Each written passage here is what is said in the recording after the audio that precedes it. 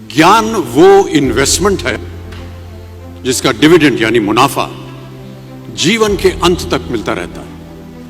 मैं ऐसा मानता हूं कि एक सामान्य जिंदगी जीने के लिए इंसान को रोटी कपड़ा और मकान के अलावा अगर किसी चीज की सबसे ज्यादा जरूरत होती है तो वो है शिक्षा, एजुकेशन। आपके पास यदि धन है तो आप उसे गोल्ड में कन्वर्ट कर सकते हैं। धन हो या सोना, दोनों के कम होने का या खो जाने का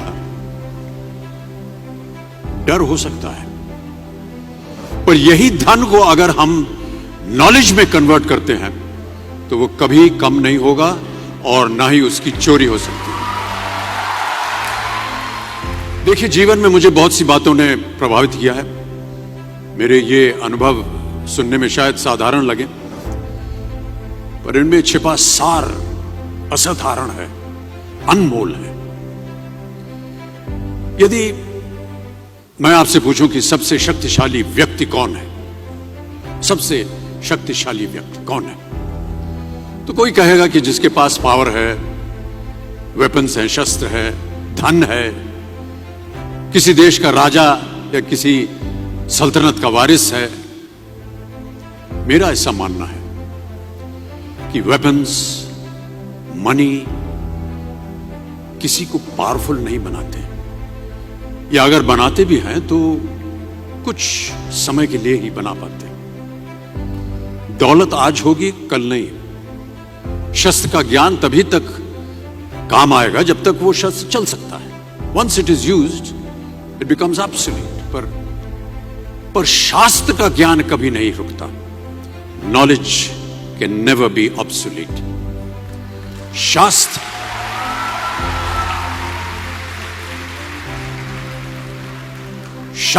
ज्ञान शस्त्र ज्ञान से ज्यादा असरदार, प्रभावशाली और शक्तिशाली होता है।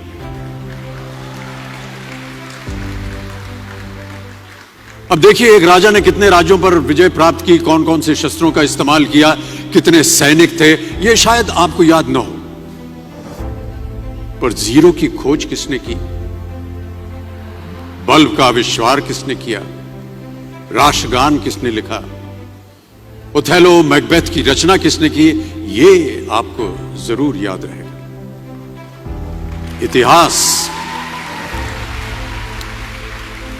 इतिहास गवाह है कि एक राजा अपनी शक्ति के बल पर केवल वहीं तक पूजा जाता है जहां तक उसका साम्राज्य फैला होता है।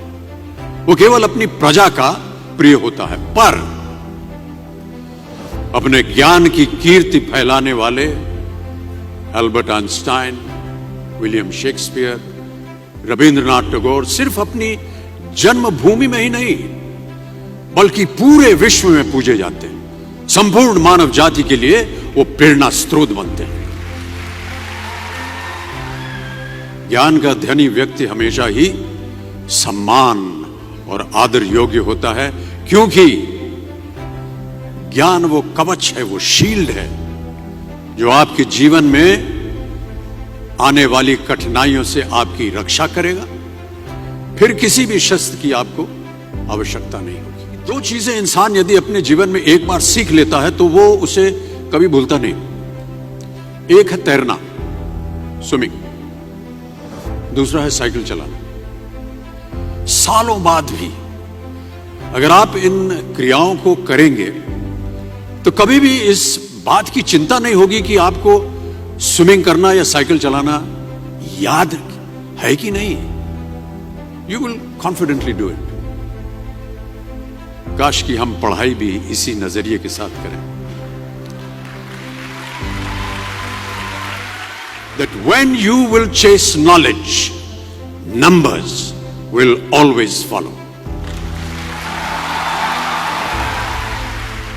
देखिए, महाभारत में जब गुरु द्रोणाचार्य ने एकलव्य को अपना शिष्य मानने से और अपने गुरुकुल में लाने से इनकार कर दिया था, तो एकलव्य ने क्या किया, अपने गुरु की प्रतिमा, एक मूर्ति बनाई और केवल उस मूर्ति से प्रेरणा लेकर ही धनुर्विद्या सीखने में वही सफलता प्राप्त की जो बाकी योद्धाओं को द्रोणाचार्य के गुरुकुल में रहकर हुई।